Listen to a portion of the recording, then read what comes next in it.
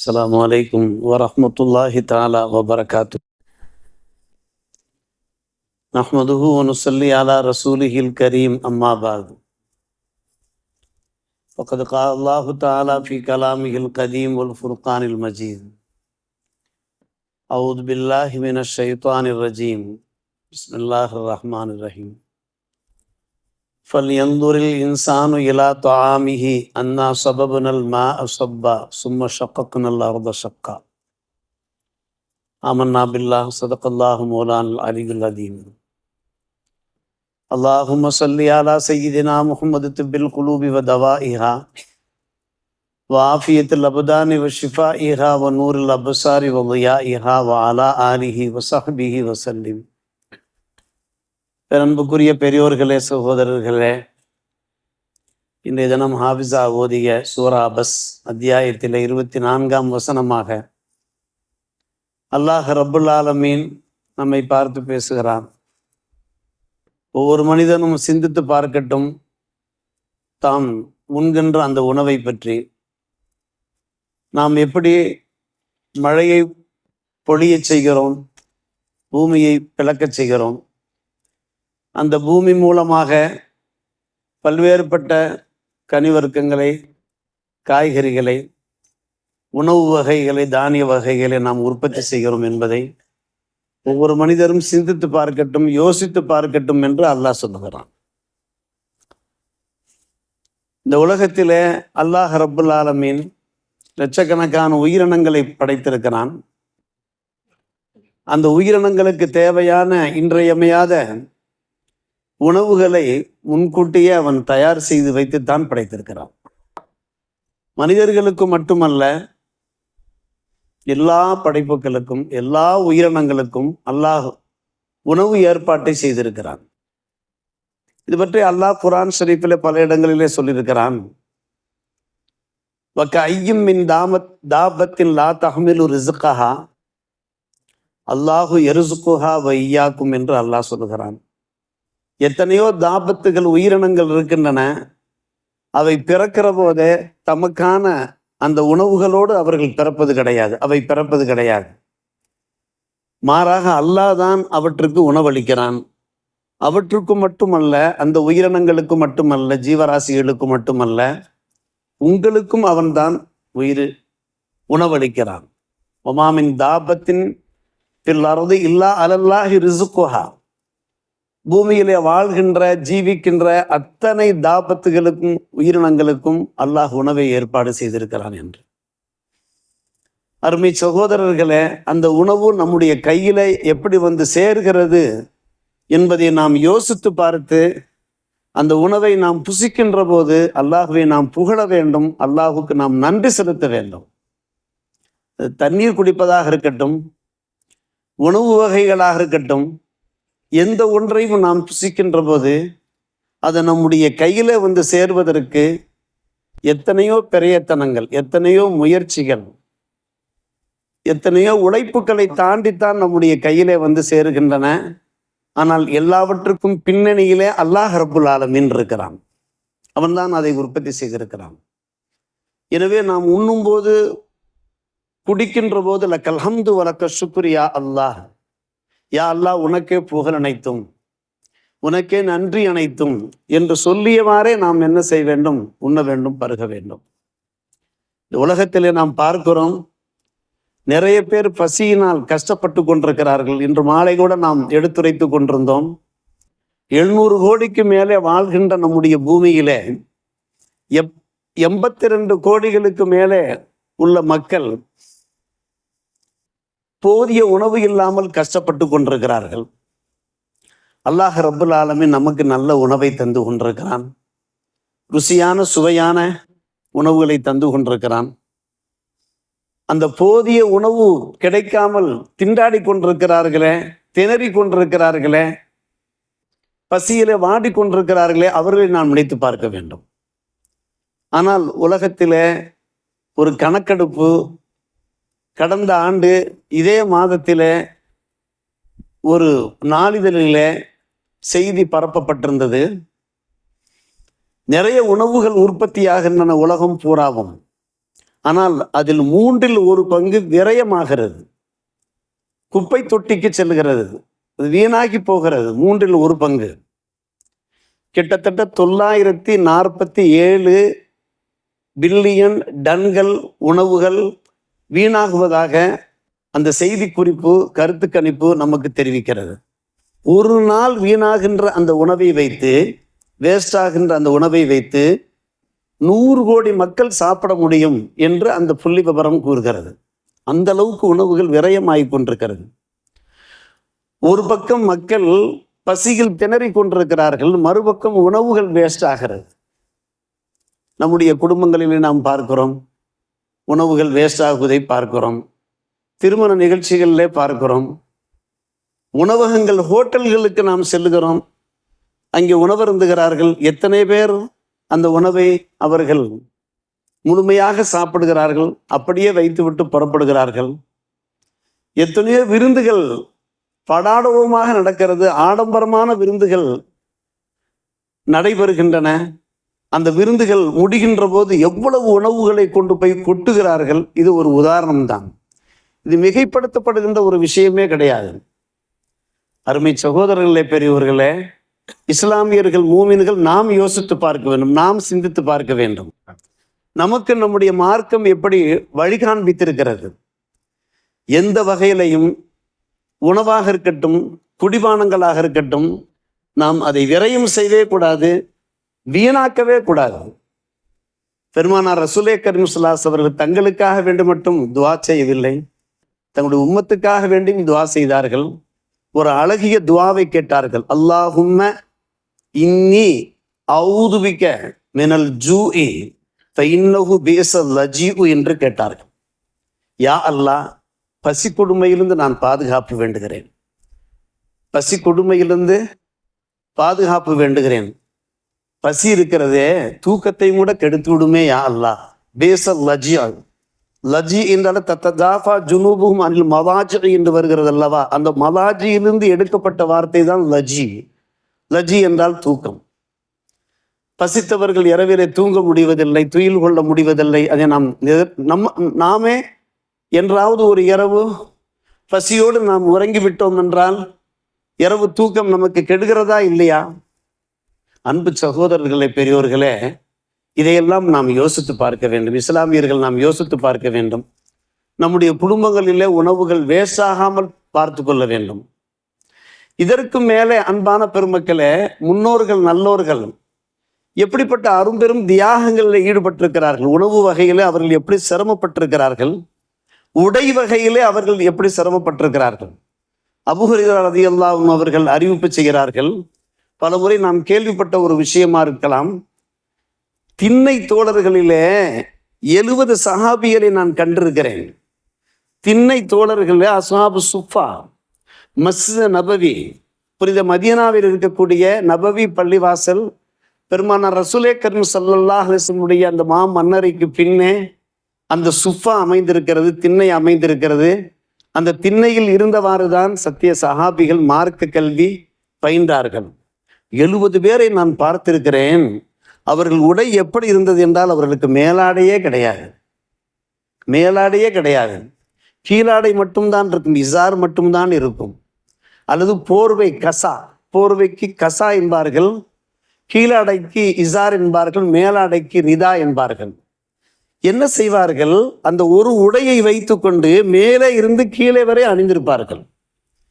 சில சமயங்கள் அந்த துணி நம்முடைய கெண்டை கால்களுக்கு பாதிதான் இருக்கும், சில சமயங்களில் கணுக்கால் வரையும் போயிருக்கும். ஆனால் அவர்கள் என்ன செய்வார்கள்? தம்முடைய அவுரத்தை தெரியக்கூடாதுன்றதுக்காக வேண்டி இப்படியே இழுத்து மூடியவாறு இருப்பார்கள். 70 சஹாபிகளும் புகாரி முஸ்லிமிலே பார்க்கிறோம். அல்லாஹ் ரப்புல் ஆலமீன் நம்மை எப்படி அலங்கரித்திருக்கிறான் பார்த்தீர்களா? எவ்வளவு உயர்வான உடைகளை நமக்கு கொடுத்திருக்கிறான் பார்த்தீர்களா? அந்த முன்னோர்களை வைத்துத்தானே இன்றைக்கு நாம் முஸ்லிம்களாக வாழ்ந்து கொண்டிருக்கிறோம். அவர்கள் செய்த அரும்பெரும் தியாகம் கொஞ்சம் யோசித்து பார்க்கிறோம். அருமை சகோதரர்களே, எந்த வகையிலும் வீண் விரயம் இல்லாமல் நாம் நம்மை தற்காத்து கொள்ள வேண்டும், பாதுகாத்து கொள்ள வேண்டும். நாம் உணவு உண்ணுகிற போது, அன்பான சகோதரர்களே, பெரியோர்களே, நாம் உணவு உண்ணுகிற போது அந்த பலஸ்தீன் மக்களை யோசித்து பார்க்க வேண்டும். அந்த பலஸ்தீன் மக்கள் அவர்கள் ஒன்றும் சாதாரண ஏழைகளாக இருந்தவர்கள் அல்ல, ஏழை குடும்பத்தை சார்ந்தவர்கள் அல்ல. ஏழை குடும்பத்திலே உள்ளவர்களும் இருந்தார்கள், மிகப்பெரிய பணக்கார குடும்பத்திலும் இருந்தார்கள். இன்றைக்கு கையேந்து நிற்கிறார்களே, தட்டையேந்து நிற்கிறார்களே, அந்த பிள்ளைகளை நாம் பார்க்கிறோமே. அவர்கள் அந்த உணவு பாத்திரங்களிலே எஞ்சிருக்கக்கூடிய அந்த உணவை அதை வாரி சாப்பிட்டு கொண்டிருக்கிறார்கள். யோசித்து பார்க்கிறோம். தண்ணிக்காக அவர்கள் கஷ்டப்படுவதை பார்க்கிறோம். தண்ணீர் லாரி வருகிறது, அங்கே அவர்கள் பிளாஸ்டிக் கேன்களை வரிசையாக அடுக்கி வைத்திருக்கிறார். ஒரு பிளாஸ்டிக் கேன் தண்ணீருக்காக வேண்டி அவர்கள் எவ்வளவு சிரமப்படுகிறார்கள் பாருங்கள். அவர்கள் உள்ள ஆண்கள், பெண்கள், இளம் சிறுவர், சிறுமியர்கள் சண்டை போட்டுக் கொள்ளாமல் அமைதியாக ஒருவருக்கொருவர் விட்டு கொடுத்து கொண்டு, நம்முடைய ஊரிலே பார்க்கலாம், தண்ணீர் பஞ்சம் உள்ள ஊர்களிலே தண்ணீர் லாரி வருமானால் அங்கே மிகப்பெரிய சண்டைகளை பார்க்கலாம். அமைதியாக அந்த தண்ணீர், அல்லாஹ் ரப்புல் ஆலமீன் நமக்கு எந்த அளவுக்கு நீர் வளத்தை தந்திருக்கிறான் பார்த்தீர்களா? அந்த அல்லாஹ் தான் நம்மை பார்த்து சொல்கிறான், குலு வஷ்ரபு வலா துஸ்ரிஃபு, நீங்கள் உண்ணுங்கள் பருங்கள் விரயம் செய்யாதீர்கள் என்று கூறுகிறான். இன்றைக்கு நாம் விரயம் செய்தோம் என்றால் அல்லாஹ் நம்மளுடைய வருங்கால சந்ததிகளை பாதுகாக்க வேண்டும். வருங்கால சந்ததிகளுக்கு அது துன்பமாக ஆகிடக்கூடாது, துயரமாக ஆகிவிடக்கூடாது. நாம் யோசித்து பார்க்கிறோம், பலஸ்தீன் மக்களை பார்க்கிறோம், அந்த இளம் சிறுமிகளை பார்க்கிறோம், அவருடைய கண்ணீரை பார்க்கிறோம், அவர்கள் உடுத்திருக்கக்கூடிய அந்த உடைகளை பார்க்கிறோம், உயிரை கையிலே பிடித்து கொண்டு ஓடுவதை பார்க்கிறோம். பாம் வெடிக்கின்ற போது வெடிகுண்டு அந்த சத்தத்தை கேட்டுக்கொண்டு வயசான பெண்மணிகள், வயதான பெரியவர்கள், இளம் சிறுவர் சிறுமிகள் எல்லாம் வீட்டை விட்டும் வெளியே வெகு வேகமாக செல்கின்ற அந்த காட்சிகளை நாம் பார்க்கிறோமா இல்லையா? அருமை சகோதரர்கள், கொஞ்சம் யோசித்து பாருங்கள். அப்படியானால் அந்த மக்களுக்காக நாம் துஆ செய்ய, நம்மால் என்ன பண்ணுவது? இப்போது நாம் என்ன பண்ண முடியும்? அந்த மக்கள் நம்மோடு இப்போது இருந்தார்கள் என்றால் நமக்கான உணவை கூட நாம் அவர்களுக்கு கொடுத்து பசி அமர்த்த முடியும். நமக்கான உணவுகளை கூட இதோ சாப்பிடுங்கள் என்று கூறி பசி அமர்த்த முடியும். ஆனால் நமக்கு அருகே இல்லையே, நாம் என்ன பண்ண முடியும்? அவர்களுக்காக நாம் முக்கியமாக துஆ செய்ய முடியும். ராமநாதபுரத்தை சார்ந்த 2-3 ஊர்களை சார்ந்த பெருமக்கள் எப்படியோ பர்மிஷன் பெற்று அங்கே பலஸ்தீன் வரை சென்று அந்த பலஸ்தீன் மக்களுக்கு உணவு சமைத்து போட்ட அந்த காட்சியை நாம் பார்த்திருக்கிறோம். அங்கே வெளிநாட்டிலே வாழ்கின்ற அந்த மக்கள், அவர்களுக்கு அந்த பாக்கியம் கிடைத்திருக்கிறது. அந்த மக்களுடைய துயர் துடைக்கப்பட வேண்டும், துன்பம் அகற்றப்பட வேண்டும், அவர்கள் மகிழ்ச்சியான ஒரு வாழ்க்கை வாழ வேண்டும். இடிபாடுகளுக்கு மத்தியிலே வாழ்கிறார்களே, அல்லாஹ் நமக்கு எப்படிப்பட்ட ஒரு வசிப்படங்களை தந்திருக்கிறான். அவர்களுடைய வீடு வாசல் இப்போது எப்படி இருக்கிறது, எப்படி அவர்கள் உறங்குகிறார்கள், விழிக்கிறார்கள், தங்களுடைய தேவைகளை பூர்த்தி செய்கிறார்கள். நம்மால் நினைத்து கூட பார்க்க முடியாத அளவுக்கு அருமை சகோதரர்களே, பெரியோர்களே, மிகவும் துன்பத்திற்கும் துக்கத்திற்கும் அவர்கள் ஆளாகி இருக்கிறார்களே, அவர்களுக்காக நாம் முக்கியமாக துஆ செய்ய வேண்டுமா இல்லையா? நாம் கூட்டாகவும் துஆ செய்கின்றோம். தாங்கள் தனியாக நீங்கள் தொழுகின்ற போது உங்களுடைய வணக்க வழிபாடுகளுக்கு இடையிலே அந்த பலஸ்தீன் மக்களை நீங்கள் மறக்கவே செய்யாதீர்கள். நம்மால் அவ்வளவுதான். கண்ணீர் விட்டு நீங்கள் அல்லாஹ்விடத்திலே கேளுங்கள். அந்த இஸ்ராயேலியர்களுக்கு எதிராக, யா அல்லாஹ், அவர்களுக்கு நீ பாடம் புகட்டுவாயா, அவர்களை புறமுதுகு காட்டி ஓடச் செய்வாயாக, அவர்களை தோல்வியுறச் செய்வாயாக. மேலும் மேலும் எங்கள் மக்களை துன்புறுத்தி கொண்டிருக்கிறார்களே, இம்சித்து கொண்டிருக்கிறார்களே, யா அல்லாஹ், அவர்களுக்கு நீ பதிலடி கொடுப்பாயாக, எங்கள் மக்களுக்கு நீ நல்லுதவி செய்வாயாக, யா அல்லாஹ். நாம் கேட்கலாமா வேண்டாமா? அருமை சகோதரர்களே, பெரியோர்களே, இன்றைய வசனம் ஆபிசா அவர்கள் ஓதி காண்பித்த சூரா அபஸ் ஓதிய வசனம் நம்மை சிந்திக்க வைக்கிறது, யோசிக்க வைக்கிறது. ஒவ்வொரு மனிதனும் தான் உண்ணுகின்ற அந்த உணவை யோசித்து பார்க்கட்டும்.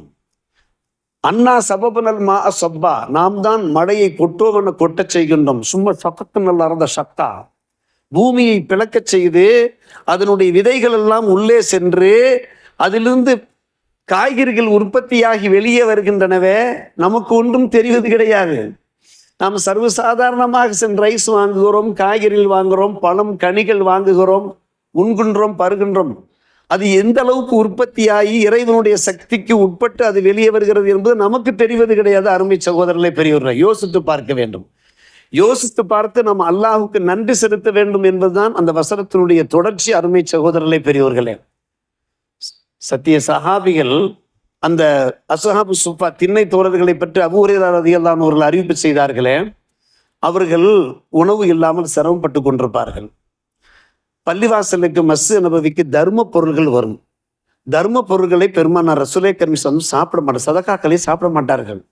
உடனே என்ன செய்வார்கள், அந்த 70 சஹாபிகள் ஏழை சஹாபிகளுக்கு கொடுத்து உண்ண கொடுப்பார்கள். அன்பளிப்புகள் வரும். அன்பளிப்பு பொருள்கள் வந்தால் பெருமானார் ரசூலே கரீம் இணைந்து சாப்பிடுவார்கள். ஹதியாக்கள் அன்பளிப்புகள் வந்தால் இணைந்து சாப்பிடுவார்கள். இதோ நம்முடைய ஊரிலே ஏழை மாணவர்களுக்கு நாம் நம்முடைய வீடுகளில் உணவளித்தோமா இல்லையா? ஒரு நேரம் மிஸ்வாகுதா அரபிக் கல்லூரி நம்முடைய பள்ளிவாசல் வளாகத்திலே தொடங்கிய அந்த காலகட்டத்திலே நம்முடைய பானி ஹஜ்ரத் அவர்கள் என்ன செய்வார்கள், நீங்கள் இந்த மாணவர்களுக்கு பொறுப்படுத்திக் கொள்ளுங்கள், இந்த பிள்ளைகளுக்கு ஓதுற பிள்ளைகளுக்கு பொறுப்படுத்திக் கொள்ளுங்கள் என்று நம்முடைய மூதாதையர்கள் பொறுப்படுத்திக் கொண்டார்கள் அல்லவா? அதே போன்று பொறுப்படுத்திக் கொண்டார்கள் வசதியுள்ள மக்கள். பெருமானார் ரசூலே கரீம் ஸல்லல்லாஹு அலைஹி வஸல்லம் அவர்களும் கூட சில சமயம் தங்கள் வீட்டிற்கு பிள்ளைகளை அழைத்து செல்வார்கள். பிள்ளைகள் என்றால் பெரும் சஹாபிகள், அருமை சகோதரர்களே, பெரியவர்களே. தொழுகையை முடிந்தவுடனே அறிவிப்பு செய்வார்கள், உங்கள் வீடுகளுக்கு நீங்கள் என்ன செய்யுங்கள், அஸ்ஹாபு சுஃபாவை திண்ணை தோழர்களுக்கு அழைத்து சென்று அவர்களுக்கு உணவு கொடுங்கள் என்று சொல்வார்கள்.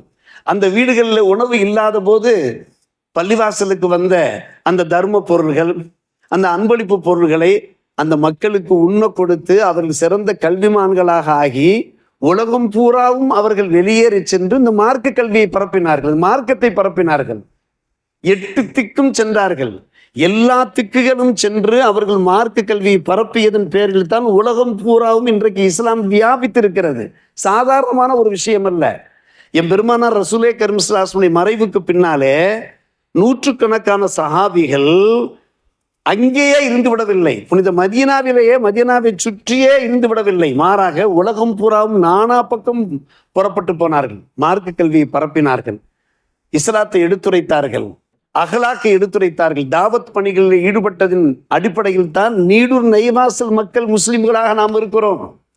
இஸ்லாமியர்கள் வாழ்கின்ற ஊர்களில் இஸ்லாமியர்கள் மூமின்கள் இன்றைக்கு மூமின்களாக வாழ்கிறார்கள் என்றால் எல்லாவற்றுக்கும் அவர்கள் தான். அபூ ஹுரைரா ரலியல்லாஹு அன்ஹு அவர்கள் இந்த தகவலோடு நான் நிறைவு செய்ய ஆசைப்படுகிறேன். சொல்லுகிறார்கள், எனக்கு சரியான பசி. புகாரி முஸ்லிம்ல வருகிறது. பசியின் காரணமாக நான் தெருவுக்கு வந்து விட்டேன். தெருவுக்கு வந்து உமர் இப்னு கத்தாப் ரலியல்லாஹு அன்ஹு அவர்களை பார்த்தேன்.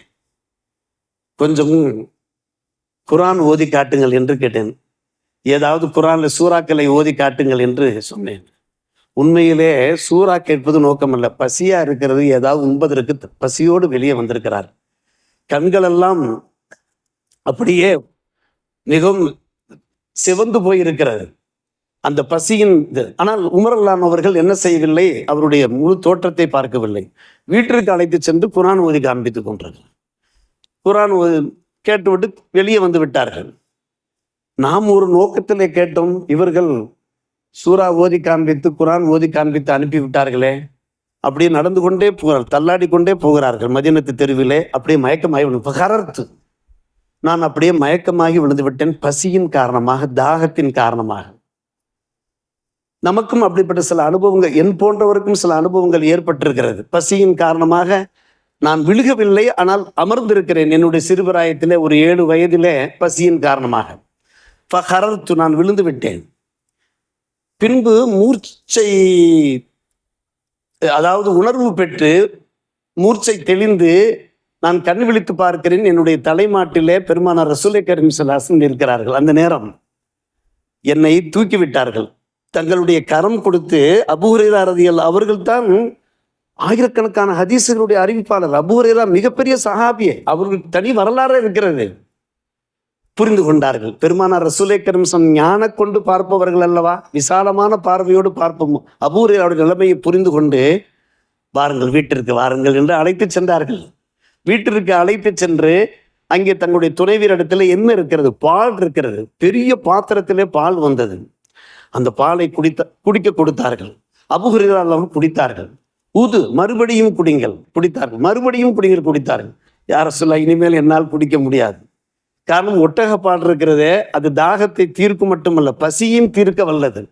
ஆட்டுப்பாலுக்கு எப்படி அல்லாஹ் ஒரு சக்தியை தந்திருக்கிறானோ, நாம் மாட்டுப்பாலில் எல்லாம் அன்பான பெருமக்களே பால் சாப்பிடுகின்றோம் அல்லது தேநீர் சாப்பிடுகின்றோம். ஆனால் அந்த 2 ஆட்டுப்பாலுக்கும் மாட்டுப்பாலுக்கும் நல்ல ஒரு ஹதீஸ் கிதாபுகளில் பார்க்கிறோம், அது தாகத்தையும் தீர்க்க வல்லது, பசியும் தீர்க்க வல்லது. என்னுடைய வயிறே ஒரு பாத்திரம் போல ஆகிவிட்டது. அவர்கள் வர்ணிக்கிறார்கள், கதகை போன்று ஆகிவிட்டது, போதும் யா ரசூலல்லாஹ் என்று சொன்ன உடனே பெருமானார் ரசூலே கரீம் ஸல்லல்லாஹு புன்சிரிப்போடு வழி அனுப்பி நேரம் உமரிடத்தில் வந்தார்கள். உமரே, யாரிடத்திலே அல்லாஹ் என்னை ஒப்படைக்க வேண்டுமோ அவர்களிடத்திலே அல்லாஹ் என்னை ஒப்படைத்து விட்டான். நான் உங்களிடத்திலே குர்ஆன் ஓத கேட்டேனே, எதற்காக குர்ஆன் ஓத கேட்டேன், அதற்கு என்ன காரணம் தெரியுமா? விவரத்தை சொல்கிறார்கள். ஆனால் என் பெருமானார் ரசூலே கரீம் ஸல்லல்லாஹு அலைஹி வஸல்லம் அவர்கள் என்னை தம்முடைய வீட்டிற்கே அழைத்து சென்று அவர்கள் எனக்கு பசி அமர்த்தி விட்டார்கள் என்று சொன்னபோது நான் அவர்கள் கலங்கி போய் விட்டார்கள். சொன்னார்கள், நான் புரியாமல் நடந்து கொண்டு விட்டேனே, விளங்காமல் நடந்து கொண்டு விட்டேனே. அன்றைக்கு என்னுடைய வீட்டில் என்னை சாப்பிட்டு இருந்தால் இந்த உலகத்தில் உள்ள எல்லா இன்பங்களை விட எனக்கு மிக பெரிதாக இருந்திருக்குமே என்று அவர்கள் மெய்யுருகி சொன்னார்கள் என்று பார்க்கிறோம். அருமை சகோதரர்களே, பெரியவர்களே, இப்படியெல்லாம் சத்திய சஹாபிகள் வாழ்ந்திருக்கிறார்கள். அல்லாஹ் ரப்புல் ஆலமீன் நமக்கு எப்படிப்பட்ட உணவுகளை தந்து கொண்டிருக்கிறான், நமக்கு எப்படிப்பட்ட வசிப்பிடங்களை தந்து கொண்டிருக்கிறான், உடைகளை தந்து கொண்டிருக்கிறான். இந்த ஒவ்வொன்றையும் நாம் நம்முடைய வாழ்க்கையில அனுபவிக்கிற போது அல்லாஹுக்கு நாம் அதிகம் அதிகம் நன்றி செலுத்தக்கூடியவர்களாக இருக்க வேண்டும். கடைசியாக பெருமானார் ரசூலே கரீம் ஸல்லல்லாஹு அலைஹி அவர்கள் உணவு அருந்திவிட்டு மாஇதா என்று சொல்லக்கூடிய அந்த உணவு விரிப்பை மடித்து விட்டால் உடனே அவர்கள் கேட்கிற ஒரு துவா இருக்கிறது. அல்ஹம்துலில்லாஹி ஹம்தன் கசீரன் தொய்யிபன் முபாரக்கன் ஃபீஹி கைர முவத்தஇன் வ கைர முஸ்தகனன் பிஹி ரப்பனா. அல்ஹம்துலில்லாஹி ஹம்தன் கசீரன் முபாரக்கன் ஃபீஹி கைர முவத்தஇன் வ கைர முஸ்தகனன் பிஹி ரப்பனா. இந்த துவாவை ஓதி வாருங்கள் அருமை சகோதரர்களே, நமக்காகவும் ஓதுங்கள் இந்த இறை புகழ்ச்சியை. இது இறை புகழ்ச்சி.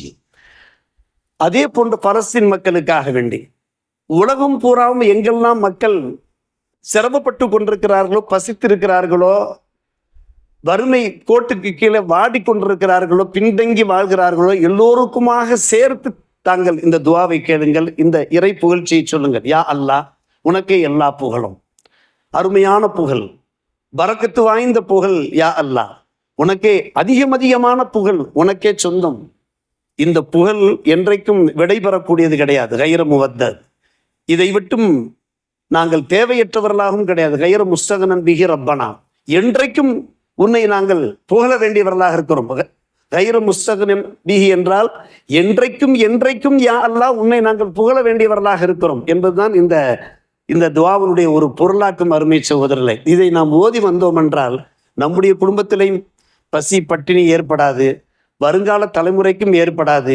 அதே போன்று யாரை நாம் நியத்து செய்து நாம் துஆ கேட்கின்றோமோ அவர்களுடைய வாழ்க்கையிலையும் ஒரு மறுமலர்ச்சி உண்டாகும் என்கின்ற இந்த தகவலை நம்முடைய வாழ்க்கையில கடைபிடிக்க முயற்சிப்போமாக. வல்ல ரஹ்மான் நாம் கேட்கிற துஆக்களுடைய ஒரு பரக்கத்தின் காரணமாக பலஸ்தீன் மக்களுக்கு நல்ல தீர்வுகளையும் நல்ல விடிவுகளையும் அவர்களுடைய அந்த அறப்போராட்டத்திலே ஒரு சிறந்த ஒரு வெற்றியையும் அவனுடைய திருப்பொருத்தத்தையும் தந்தர் புரிவானாக என்று நாம் அனைவரும் சேர்ந்து பிரார்த்திக்கின்ற துஆவை கபூல் செய்து பொருந்து கொள்வானாக. வாஹிர் தாவானா அல்ஹம்துலில்லாஹி.